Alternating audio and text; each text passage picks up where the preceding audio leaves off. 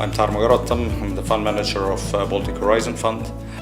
How is it different to have a mature traditional business as a tenant compared to an innovative startup? Well, I think this type of tenants differ quite widely, and maybe the main difference that we feel is the fit-out needs.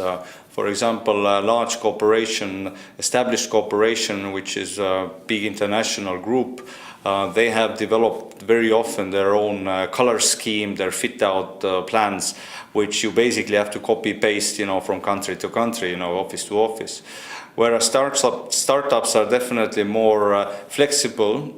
They look at on an ongoing basis what their first of all their employees need as a working environment, and thus the feedback is much more direct and much more quicker. So again, we have to consider them these requests when doing the fit outs. But yes, I think that's a clear difference. So in startups, the environment is much more sort of changing and flexible. How important are your startup tenants for the future of Estonia? Well, I think that's a very good question. I think extremely important.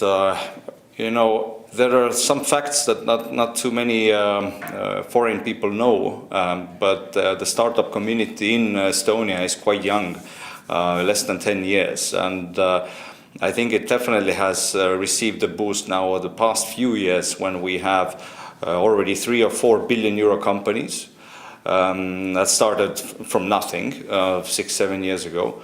And a total of I think startups is roughly 500 plus, which is the highest startup per capita number I think in the world, comparable to I think Stockholm, Israel and Singapore. So all of these 500 plus startups today make about 400-500 million euros in gross turnover. But if you look at the growth rates, then in about 4 years, that number may easily be 2-3 million.